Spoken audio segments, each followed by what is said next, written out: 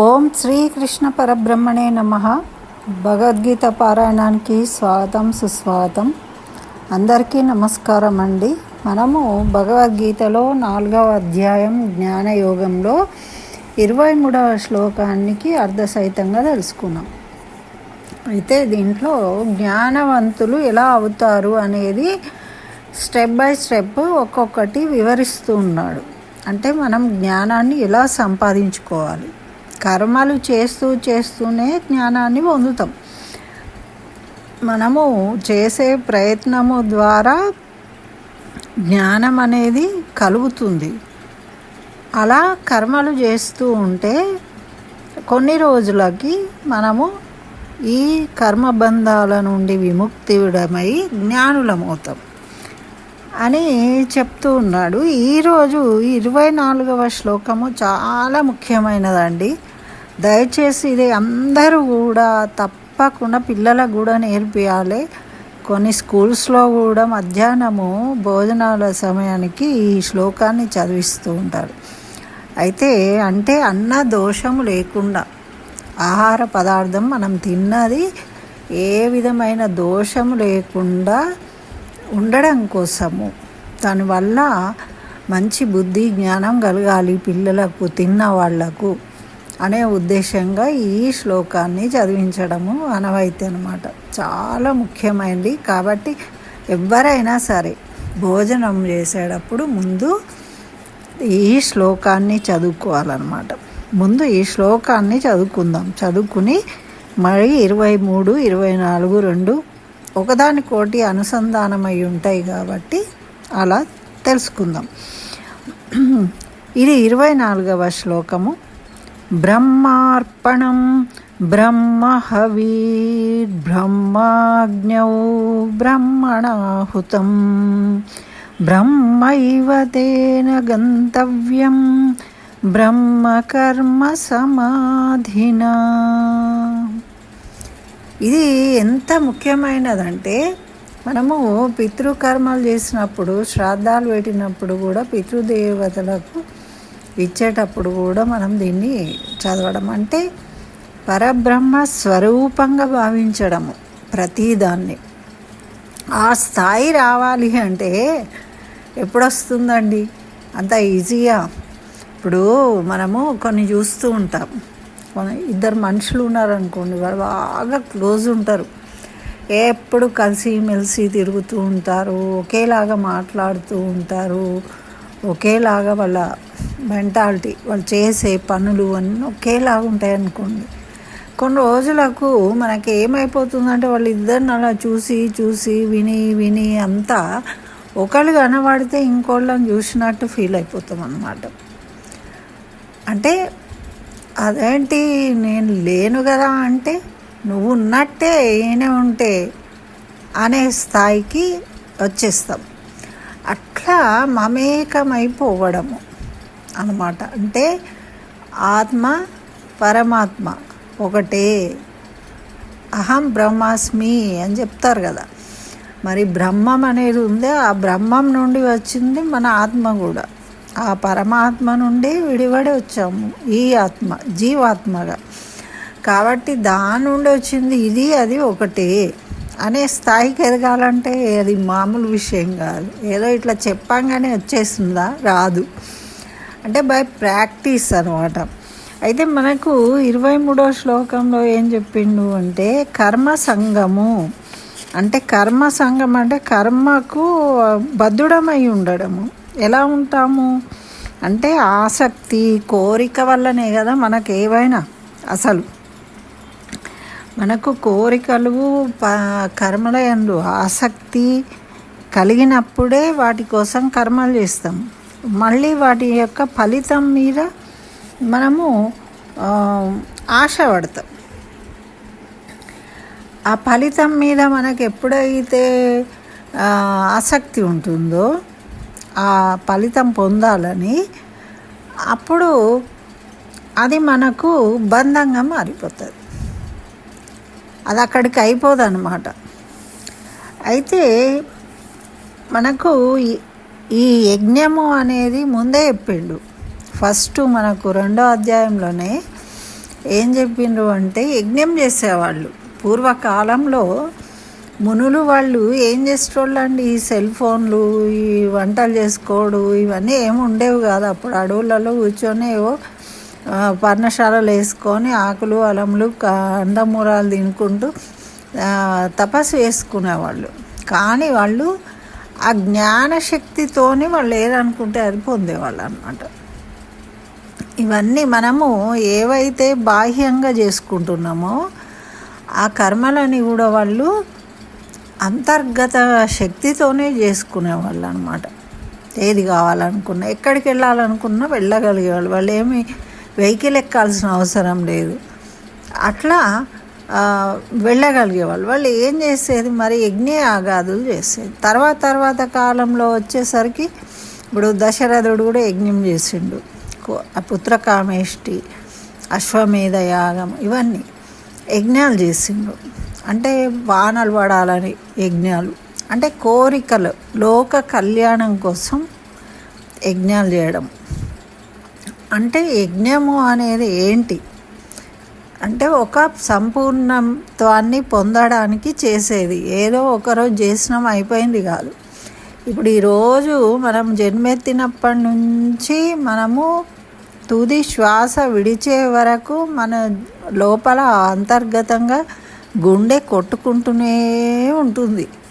అది ఆగిపోతే మనం కూడా ఆగిపోతాం, ఉండం. ఇంకా మనం అలాగే మన చేతులు, కాళ్ళు, మన నోరు, కళ్ళు అన్నీ ఏదో ఒక పని చేస్తూనే ఉంటాయి, ఏదో ఒక దాన్ని చూస్తూ ఉంటాయి, తెలుసుకుంటూ ఉంటాయి. అంటే ఇదొక నిరంతరము యజ్ఞం లాగా అన్నమాట. యజ్ఞం అంటే ఏంటిది, దాన్ని పరిశోధించి దాని ఫలితాన్ని పొందే వరకు మనం చేస్తూ వెళ్తూ ఉంటాం. విడవకుండా చేసేది యజ్ఞము అంటే. అయితే ఈ యజ్ఞం పట్ల ఆసక్తితోని, కోరికలతోని చేయడం అనేది ఎక్కువ. అంటే ఇప్పుడు యజ్ఞాలు ఎవరు చేస్తలేరు, పూజలు చేస్తారు, ఓ మంత్ర సాధన చేస్తారు. ఈ మంత్రం 11 సార్లు చదువుకోండి, మీ కోరిక నెరవేరుతుంది. అప్పుడు మనం 11 సార్లు చదువుతున్నాం. ఎందుకు చదువుతున్నాం? అదొక యజ్ఞం. మంత్ర సాధన అనే యజ్ఞాన్ని చేస్తున్నాం, అంతే కదండి. రామకోటి రాస్తున్నాం. రామకోటి రాసేటప్పుడు ఇది చేస్తే కనుక మీకు ఈ ఫలితం వస్తుంది. ఆ ఫలితం కోసం చేస్తున్నావు అనుకో, ఫలితం కోసం ఆశించి, అప్పుడు నీకు దాని ఫలితం అనేది మంచి ఫలితమైన చెడు ఫలితమైన మనకు తప్పదు. దానివల్ల మనం ఏ పని చేసినా కూడా ఎట్లా అంటున్నారంటే, ఇప్పుడు ఒక చెట్టు ఉన్నది. ఇప్పుడు అడవిలో ఎన్నో చెట్లు ఉంటాయండి. అవన్నీ ఎవరు పెడతారు? పెట్టారు. గాలికి విత్తనాలు పడి చెట్లు వస్తాయి. అంటే ఒక విత్తనం వచ్చింది అంటే ఈరోజు రాకుండా అది రేపు ఒక చెట్టుగా వస్తుంది. అట్లనే ఈరోజు మనం ఏదైనా పని చేస్తే ఇప్పుడు ఇమీడియట్గా దాని ప్రభావం మన మీద లేకున్నా, ఇప్పుడు మనకు దానివల్ల ఎటువంటి నష్టం కలగకున్నా, లాభం కలగకున్నా, తర్వాత కాలంలో దానివల్ల మనకు ఆ ఫలితం తప్పకుండా మనం అనుభవిస్తాం. అయితే పూర్వజన్మ సుకృతం అంటాం. ఈ జన్మలో మనం ఏదైనా మంచి పనులు చేసుకుంటే వచ్చే జన్మలో ఆ పుణ్యం వల్ల మనం ఒక మంచి ఉన్నతమైన స్థాయిలో జన్మ తీసుకోవచ్చు, 10 మందికి సేవ చేయవచ్చు, మంచి కార్యక్రమాలను చేయగలిగే జ్ఞానం కలిగి ఉండడం. మన గజేంద్ర మోక్షంలో చెప్పుకున్నాం. గజేంద్రుడికి పూర్వజన్మ సుకృతం వల్ల, అప్పుడు చేసిన పుణ్యం వల్లనే ఆయనకి ఆ చివరి క్షణంలో శరణాగతి చేసిండు. చేయడం వల్ల ఆయనకు మోక్షం వచ్చింది. అదే మరి మొసలికి ఆయన చనిపోయి మళ్ళీ ఆయన ముందు రూపాన్నే పొందిండు, కానీ ఆయనకి మోక్షము రాదు. అది తేడా అన్నమాట. ఇక్కడ ఏం చెప్తున్నాడు అంటే, ముందు 23వ శ్లోకంలో మనకి ఏం చెప్పిండు, కర్మలలో అకర్మలను దర్శించాలి అంటే మనము ఏదైనా మనము ఫలాన్ని ఆశించే కర్మని చేస్తాం. కళ్ళతో చూస్తామో, చెవులతో వింటామో, ఏదైనా కూడా ఇప్పుడు చెవులతో వినాలి వినాలి, దాన్ని అర్థం తెలుసుకోవాలి, వీళ్ళ ముచ్చట బయట వాళ్ళ ముచ్చట వినాలి అని గోడల వెంట తిరుగుతుంటారు, డోర్ల వెంట తిరుగుతుంటారు కొంతమంది కదా. ఎందుకంటే ఎదుటి వాళ్ళ ముచ్చట్లు వినే ఆసక్తి ఉంటుంది కాబట్టి వింటారు వాళ్ళు. ఏదో మంచి విషయం చెప్పచ్చు, చెడ్డ విషయం చెప్పచ్చు, కొట్లాడచ్చు, ఏదైనా ఉండొచ్చు, అది నీకు అవసరం లేదు. కానీ నువ్వు ఆ వినడం వల్ల ఏం జరుగుతుంది అంటే దాని యొక్క ప్రభావం అనేది నువ్వు ఆసక్తి కలిగి విన్నావు. ఏదో నీ పని నువ్వు చేసుకుంటూ ఉంటే నీకు వినబడింది, నువ్వు పట్టించుకోలేదనుకో, అప్పుడు దానికి నీకేం బంధం లేదు, నీకు సంబంధం ఉండదు. కానీ నువ్వు కావాలి అని ఆసక్తితో ఇంట్రెస్ట్గా వినాలని విన్నావు, నీకు సంబంధమే లేదు కానీ విన్నప్పుడు ఆలోచించినప్పుడు దానివల్ల మనకు మంచి కానీ చెడు కానీ జరగచ్చు. మంచిగా ఆలోచిస్తామా చెడుగా ఆలోచిస్తామా అప్పుడు మనం విన్నదాన్ని బట్టి ఉంటుంది. మనకు కూడా ఆలోచనలు వస్తాయి ఆ మాటలు విన్నప్పుడు. ఇది మనకు అవసరమా? కాదు. కానీ మనం చేసే పొరపాట్లన్నీ ఇవి, మనకు అవసరం లేదు. సీరియల్ చూస్తాం, సీరియల్ చూసి అందులో క్యారెక్టర్ల గురించి మనము పెద్దగా వాదులాడుకునే వాళ్ళు కూడా ఉంటారు. ఈ క్యారెక్టర్ మంచిది, ఆ క్యారెక్టర్ మంచిది కాదు, ఈమె ఇట్లా చేయొద్దు, ఆమె అట్లా చేయాలని. ఎవరో బయట వాళ్ళకు సమస్యను కూడా మనం ఇంటికి తెచ్చుకొని ఇంట్లో దాని గురించి ఇది చేస్తాం. అంటే ఏంటి?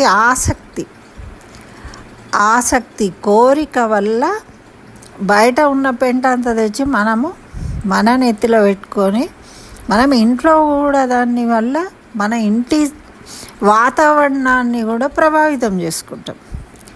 అయితే మంచి విషయాలు తెచ్చుకున్నాం అనుకోండి, బయట ఎవరో మంచి హనుమాన్ చాలీసా పిల్లలు చదువుతున్నారు, మనం కూడా అట్లా చదవాలి, కూర్చుందాము, ఇవాళ హనుమాన్ జయంతి అని చక్కగా పిల్లల్ని కూర్చోబెట్టి హనుమాన్ చాలీసా చదువుకోవడము, వాళ్ళకి అలవాటు చేయడము, ఏదైనా మంచి విషయాన్ని తీసుకొచ్చారనుకోండి, అది మీ కుటుంబానికి క్షేమము ఉపయోగకరంగా ఉంటుంది. కానీ ఇలాంటి వ్యతిరేకమైనవి తెచ్చుకున్నప్పుడు ఏమవుతున్నది?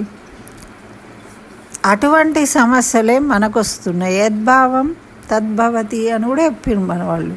ఎందుకు చెప్పిండంటే ఇదే, వాళ్ళు ఏదో చేసేదాన్ని వాళ్లకు జడ్జిమెంట్ మనం ఇస్తూ, మనం పిలవలేదు, మనం అక్కడికి వెళ్ళలేదు, మనకు సంబంధం లేదు, అయినా మనం జడ్జిమెంట్ ఇస్తున్నాం. అంటే అదే జడ్జిమెంట్ ఏదైతే నువ్వు కోరుకున్నావో అది మనకు జీవితంలో ఎప్పుడో ఒకసారి జరుగుతుంది అని చెప్తున్నాడు. ఆ కర్మ అనేది విత్తనం మొదలైంది, ఏదైనా మొలకెత్తింది అంటే ఆలోచన అనేది ఒకటి, విషయం అనేది మొలకెత్తింది, అది గింజ తయారైంది. విత్తనం తయారైనప్పుడు ఆ విత్తనము ఎప్పుడో ఒకరోజు మొలకెత్తుతుంది. ఆ మొలకెత్తింది పెద్దగా వృక్షం అవుతుంది, దాన్ని ప్రభావాన్ని చూపిస్తుంది. అంతే కదండి. అది మన వంశానికి కావచ్చు, రాబోయే తరాలకు కావచ్చు, ఆ ఎఫెక్ట్ అనేది ఎప్పుడైనా ఉంటుంది. మనకి ఇప్పుడు అంటారు కదా, పితృదోషాలు ఉన్నాయి అంటారు. ఎవరో మన తాతల నాడు ఎవరో ఏదో చేసి ఉండొచ్చు, అట్లా వాళ్ళ ద్వారా అది వస్తూ ఉంటుంది పరంపరగా. ఆ పరంపరగా వచ్చినప్పుడు వాళ్ళ రక్తంతో మనము జన్మించాము, వాళ్ళ మిగిలిచిపోయిన వాటిని మనం అనుభవిస్తున్నాము.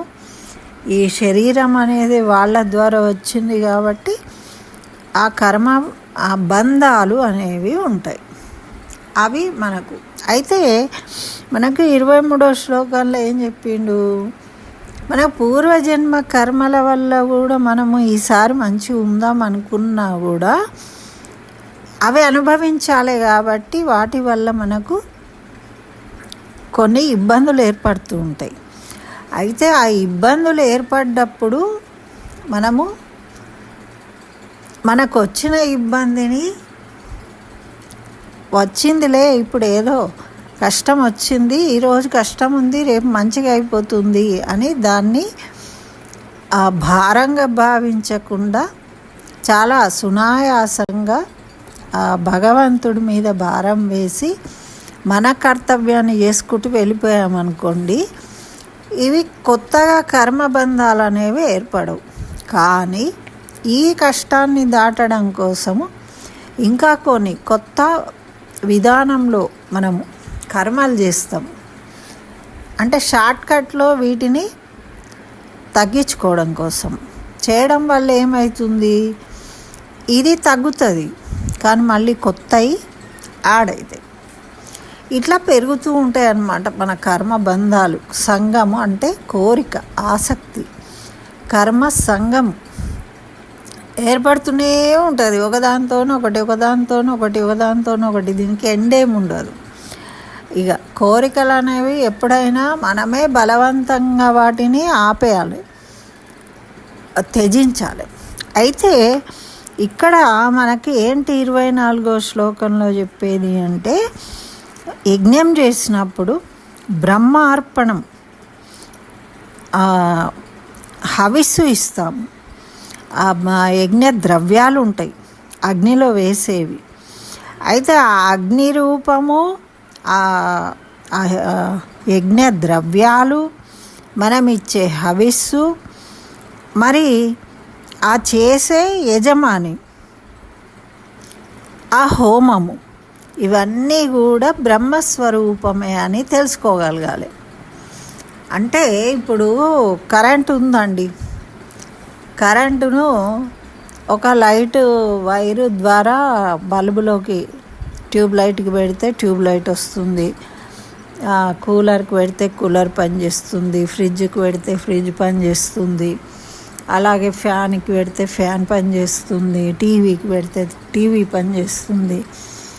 ఇట్లా దేనికి అటాచ్ అయితే దానికి పని చేస్తూ ఉంటుంది, ఆ కర్మ అవుతూ ఉంటుంది. కానీ అన్నిట్లోనూ ఉండేది ఒకటే, అదే పరబ్రహ్మము.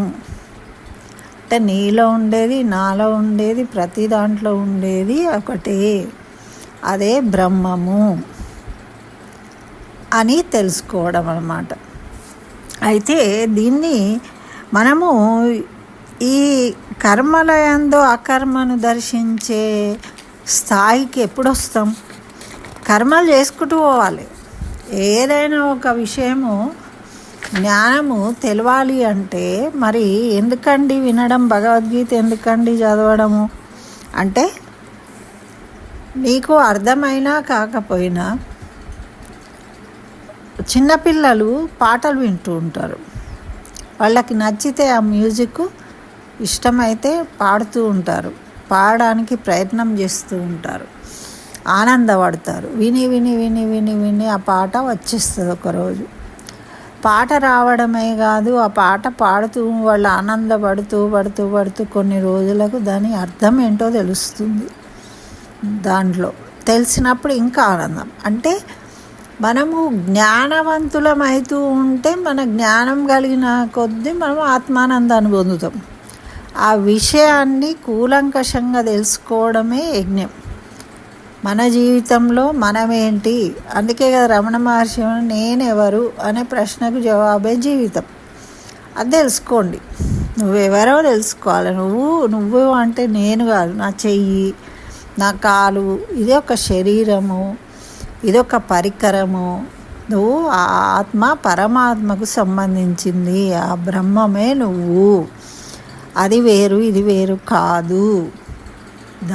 ఈ విశ్వమంతా ఒక బ్రహ్మమైతే అందులో మనము అణువులో చిన్న ఒక పార్ట్ అన్నమాట. అట్లా ఈ సకల జీవులు కూడా అదే స్వరూపాలు, రకరకాల రూపాల్లో ఉన్నాయి. మనము ఏం చేస్తామండి, భగవంతుడికి బంగారం ఇచ్చినాము, అది ఇచ్చినాము, ఇది ఇచ్చినాము, ఏమో చేసినాము, పూలదండలు కట్టినాము, అలంకారం చేయించినాము, ఇంకా ఎన్నో చేస్తాము.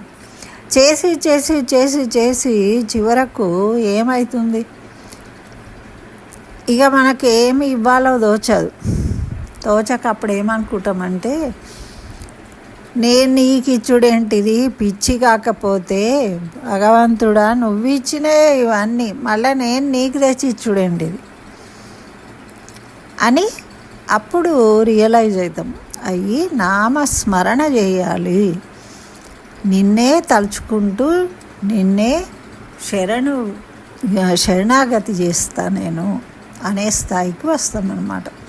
ముందేమో డీలింగ్, నేను ఇది చేస్తా అది చేస్తాను, అది చేయాలి ఇది చేయాలి, నువ్వు దేవుడివి కదా, నాకు డబ్బు కావాలి, ఇల్లు కావాలి, మంచి భార్య కావాలి, భర్త కావాలి, కొడుకు కావాలి, ఇట్లా డీలింగ్ పెట్టుకొని వాటి కోసము చేస్తూ ఉంటాం.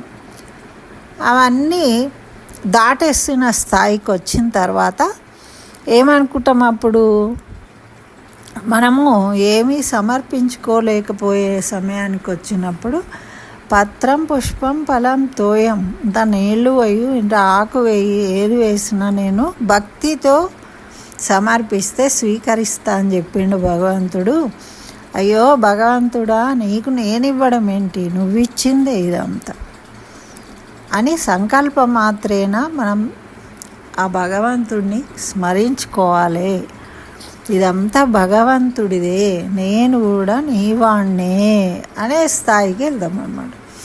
అది బ్రహ్మ అర్పణం, మనకు మనమే అర్పించుకోవడం భగవంతుడికి, ఆ స్థాయికి చేరుకోవడం. అయితే ఇవన్నీ ఏకకాలంలో ఒకటే రోజులో కావు. జ్ఞానులు అనేవాళ్ళు ఉంటారు. మనము ప్రాక్టీసింగ్, ఏదైనా సాధన చేయాలి. ఇప్పుడు ఒక పుస్తకం చదువుతాం, ఒకసారి చదవడానికి చాలా టైం పడుతుంది, చదవలేము. ఒక 4 పేజీలు చదివినాక మనకి ఇంట్రెస్ట్ వచ్చింది, నువ్వు తప్పకుండా చదవాలి అని చెప్తే కూర్చొని గట్టిగా చదివేస్తాం. చదివిన తర్వాత మళ్ళీ ఇంకోసారి చదువుతాం, ఇంట్రెస్ట్ అనిపించి మళ్ళీ ఇంకోసారి చదువుతాం. అట్లా చదవంగా అది అర్థమవుతుంది. అప్పుడు దాంట్లో ఉన్న గొప్పతనం ఏంటనేది మనకు తెలుస్తుంది. అట్లా తెలిసిన తర్వాత ఏమనుకుంటాము, దాన్ని ఎవరికైనా చెప్పాలి అనే కోరిక కలుగుతుంది. చెప్పడం వల్ల ఇంకా మనకు ఆనందం కలుగుతుంది. అలా చెప్తూ ఉంటే ఇంకా మనకెంతో గొప్ప భావం అనేది కలుగుతుంది, ఆ ప్రేమ అనేది కలుగుతుంది ఆ భగవంతుడి అందు. అట్లా భక్తులందరూ ఎట్లయిండ్రు మరి, వాళ్ళు నిరంతరం భక్తిలో మునిగి తేలిండ్రంటే ఎట్లా తేలిండ్రు వాళ్ళు అంటే, వాళ్ళు కారణ జన్మలు, పుట్టినప్పటి నుంచి అదే విధంగా ఉన్నారు. కానీ కొంతమంది పుట్టిన తర్వాత మామూలు జీవితాన్ని గడిపి, మన గౌతమ బుద్ధుడు ఉన్నాడు, ఆయన ఏంటి పుట్టినప్పుడు కాలే కదా, తర్వాత ఆయన అనుభవాలను చూసి జ్ఞానవంతుడైండు, జ్ఞానాన్ని పొందిండు బోధి వృక్షం కింద. అట్లా ఎవరెవరికో కొంతమందికి వాళ్ళ అనుభవాలతోని ఆ జ్ఞానం అనేది కలిగి జ్ఞానవంతులైన తర్వాత అంతా పరబ్రహ్మమే అనేది తెలుసుకున్నాక అప్పుడు ఇంకా ఈ పూజలు ఇవన్నీ ఏమీ ఉండవు. ఏది చేసినా ఆ బ్రహ్మస్వరూపంగానే భావిస్తారన్నమాట. అట్లా ఇప్పుడు ఈ శ్లోకం అన్నమాట. ఈ శ్లోకము అందుకనే పవిత్రమైంది. మరి మీ ఇంట్లో పిల్లలందరికీ తప్పకుండా నేర్పించండి. ఈరోజు తినేటప్పుడు తప్పకుండా దీన్ని చదవడం వల్ల ఏమవుతుంది అంటే, అన్నదోష నివారణార్థం ఈ శ్లోకాన్ని చదవాలి అని మనకు భగవద్గీత చెప్తుంది. కాబట్టి తప్పకుండా ఈరోజు నుంచి మీరు ఈ శ్లోకాన్ని తినేటప్పుడు కనీసం మనసులో చదువుకొని ఆ భగవంతుడికి దండం పెట్టుకొని అప్పుడు ఆహారాన్ని. అందుకే మనకు ఏం చెప్పిందంటే, ఏది తిన్నా కృష్ణార్పణం అనుకోవాలి. కృష్ణుడు చెప్పాడు మనకి, భగవంతుడికి నివేదించడం వల్ల అది సాత్విక ఆహారం అవుతుంది, మనకు శక్తినిస్తుంది, మంచి బుద్ధిని కలిగిస్తుంది ఆహారం. కానీ మనకు అట్లా భగవంతుడికి నివేదించని పదార్థాలను తినడం వల్ల దాంట్లో ఉన్న దోషము మన శరీరానికి తాకి మనకు రోగాల పాలవచ్చు. అది తినే ఆహారాన్ని బట్టి బుద్ధులు మారచ్చు, చెడు బుద్ధి కలగచ్చు, క్రూరత్వం రావచ్చు. ఇట్లా దాని ఎఫెక్ట్ అనేది ఉంటుంది. అయితే మరి భగవంతుడికి ఎటువంటి పదార్థాన్ని మనం నివేదిస్తాము? శుభ్రమైనది, స్వచ్ఛమైనది మనము తయారు చేసుకున్న పదార్థాన్ని భగవంతుడికి నివేదించి, నీళ్ళైనా సరే. అందుకే ప్రహ్లాదుడు ఏం చెప్పిండు, నీళ్లు తాగుతూ, అన్నం తింటూ, నడుస్తూ, నిద్రపోతూ ఎల్లవేళలా నారాయణ నామాన్ని జపించిండు ఆయన. అందుకే మహాభక్తుడు అయిండు. అట్లా మనం నీళ్లు తాగినప్పుడు కూడా కృష్ణార్పణం అనుకుని తాగితే వాటి వల్ల మనకు శక్తి వస్తుంది, మనకు ఆరోగ్యం కలుగుతుంది. మరి మన పిల్లలు కూడా ఆరోగ్యంగా ఉండాలి, ఆహారం తిన్నది వంట పట్టాలి, మంచి బుద్ధిమంతులు కావాలి అంటే ఈ శ్లోకాన్ని తప్పకుండా చదవడము అనేది అలవాటు చేయించాలి పిల్లలందరికీ. అందరూ పెద్దవాళ్ళు కూడా చదవాలి అని నేను కోరుకుంటున్నాను, మీకు చెప్తున్నాను. మరి ఇదండి ఈ 24వ శ్లోకము, దాని యొక్క అర్ధ విశేషము. 25వ శ్లోకాన్ని మళ్ళీ తెలుసుకుందాం. స్వస్తి. సర్వం శ్రీకృష్ణ చరణారవిందార్పణమస్తు.